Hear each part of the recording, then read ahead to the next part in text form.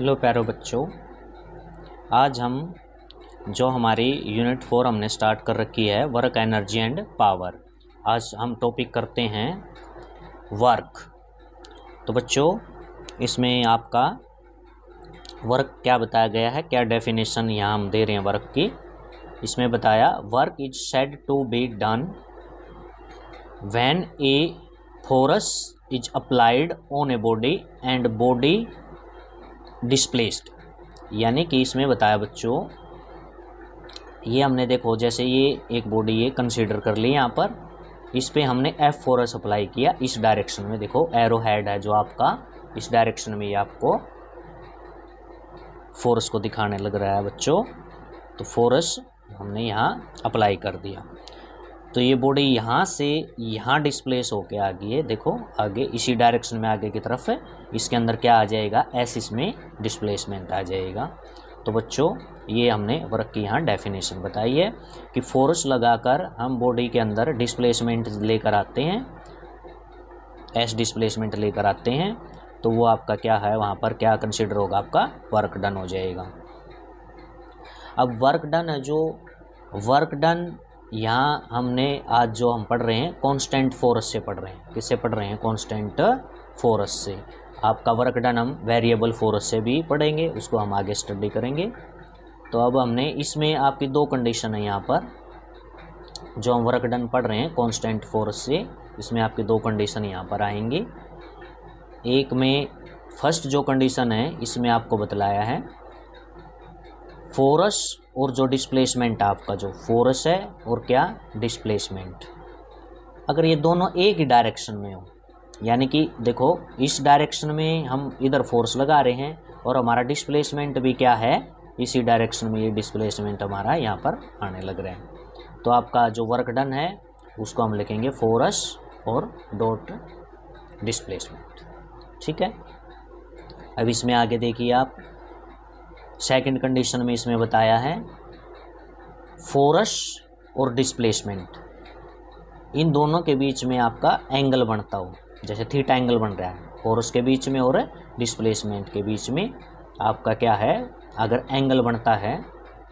ठीक है। इसमें लिखा है when force and displacement are inclined to each other at angle theta, एक दूसरे के साथ ये क्या एंगल बना रहे हैं यहाँ पर, थीटा एंगल। तो देखो बच्चों, जैसे ये कोई ऑब्जेक्ट था, ये हमने इधर ये आपका फोर्स की जो अप्लाइड फोर्स है उसकी आपने ये ऐसे डायरेक्शन यहाँ पर दिखाई, और अगर हम कंसीडर करें कि बॉडी का डिस्प्लेसमेंट ये आपका ऐसे, हमने डिस्प्लेसमेंट को क्या कर लिया, कंसीडर कर लिया यहाँ पर। तो देखिए ये फोर्स है, ये आपका एस क्या है, डिस्प्लेसमेंट, इनके बीच में बच्चों ये आपका थीटा एंगल, क्या एंगल बना है, थीटा एंगल। यही बात हमने यहाँ बताई है ऊपर, थीटा एंगल अगर दोनों के बीच में बनता है तो उस केस में हमारा वर्क डन हम कैसे पढ़ेंगे, कैसे उसको स्टडी करेंगे। तो जो फोर्स है, अब हमने कंसीडर कर लिया कि जो हमारा फोर्स है ये रेक्टेंगुलर कंपोनेंट में आपका स्प्लिट हो जाता है। कैसे स्प्लिट हुआ यहाँ पर, एफ कोस थीटा। देखो जिस डायरेक्शन में हमारा डिस्प्लेसमेंट था उसी डायरेक्शन में बच्चों हमने फोर्स का कोस थीटा वाला कंपोनेंट ले लिया। ये आपको मैंने पहले भी बतलाया है कि जहाँ थीटा एंगल जहाँ बनाया हुआ है वो उसमें आपका कौन सा ट्रिग्नोमेट्री फंक्शन लिया जाता है, कोस वाला ट्रिग्नोमेट्री यहाँ फंक्शन हम लेते हैं। तो थीटा यहाँ बनाया हुआ तो ये आपका कोस थीटा हो जाएगा, और इसके परपेंडिकुलर फोर्स का जो ये कंपोनेंट है ये साइन कंपोनेंट हो जाएगा, जो परपेंडिकुलर कंपोनेंट है एफ साइन थीटा।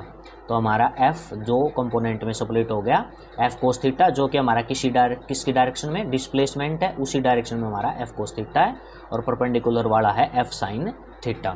तो हम वर्क डन को कैसे लिखेंगे, देखिए अब डिस्प्लेसमेंट इस डायरेक्शन में है तो बॉडी क्या है, डिस्प्लेस्ड इसी डायरेक्शन में होगी, इसी डायरेक्शन में होगी, तो वर्क डन जो आपका है ये आपका हो जाएगा एफ कोस थीटा, ये, और साथ में आपका क्या है, किसके साथ इसकी मल्टीप्लाई, डिस्प्लेसमेंट के साथ। ठीक है, एफ कोस थीटा और ये आपका डिस्प्लेसमेंट, इसको हमने इस प्रकार से लिख दिया एफ एस कोस थीटा।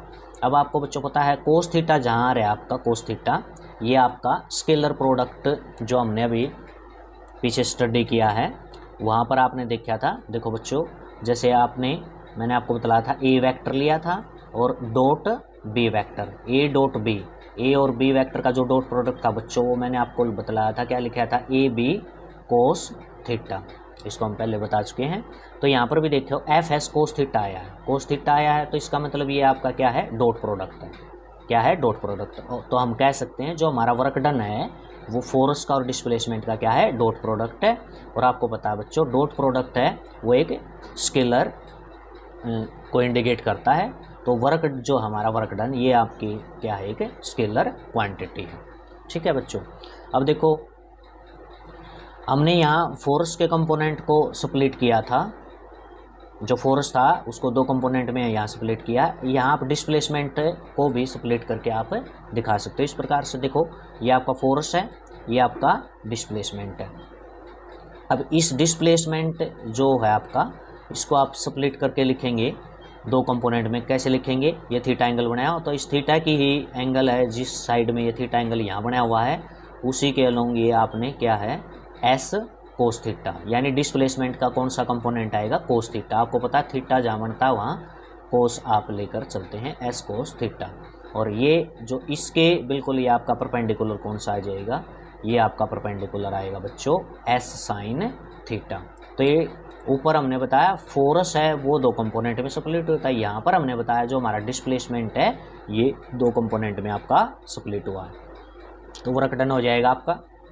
अब ये सेम डायरेक्शन में ये हमारे दो जो कंपोनेंट हैं, तो ये हो जाएगा एफ फोर्स वाला कंपोनेंट और एस कोस थीटा ये आपका डिस्प्लेसमेंट का कंपोनेंट।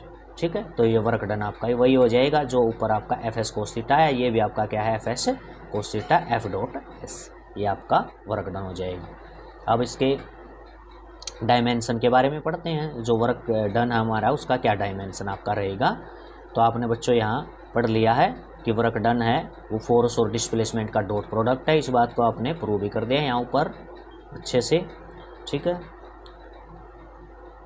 तो अब देखिए हम डायमेंशन पढ़ रहे हैं। फोर्स जो हमारा, फोर्स का डायमेंशन क्या हो जाएगा बच्चों, फोर्स का जो आपको अच्छे से पता है, फोर्स का जो डायमेंशन होता है आपका बच्चों M1 L1 और T-2 होता है, ये आपको याद होना चाहिए। और डिस्प्लेसमेंट का क्या होता है बच्चों, L।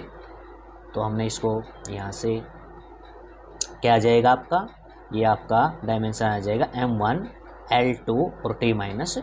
तो बच्चों ये आपका वर्क डन का क्या है, डायमेंशन आ जाता है। अब बात करते हैं बच्चों यूनिट की। ठीक है, यूनिट की बात करते हैं, जो वर्क डन है उसकी यूनिट क्या होगी। देखो बच्चों वर्क डन की जो SI यूनिट होती है ये आपने पहले पढ़ भी रखा है, इस चीज़ को इसको याद रखना। वर्क डन की जो SI यूनिट है वो आपकी होती है जूल, क्या होती है बच्चों, जूल। और जो CGS यूनिट है वो बच्चों क्या होती है, आर्च। क्या यूनिट है, आर्क, ये आपकी CGS यूनिट होती है वर्क डन की। आगे आपको बतलाया है जो 1 जूल है बच्चों वो क्या होता है, 10⁻⁷ आर्क। इसको आप पहले फर्स्ट यूनिट में हम इस चीज़ को कर चुके हैं, इसको प्रूव कर चुके हैं। 1 जूल आपका 1 न्यूटन मीटर के बराबर भी होता है। ठीक है, क्योंकि ये 1 न्यूटन मीटर ये आपने कहाँ से, इसको कहाँ से लिखा है, ये देखो यहाँ से। जैसे फोर्स आपका, जो फोर्स है उसकी यूनिट क्या होती है बच्चों, न्यूटन, और जो डिस्प्लेसमेंट है इसकी यूनिट क्या होती है बच्चों, मीटर। तो वर्क डन की यूनिट आपकी न्यूटन मीटर, और न्यूटन मीटर है इसी को आपने क्या है 1 यहाँ से जूल बताया है। ठीक है, ओके बच्चों, थैंक यू।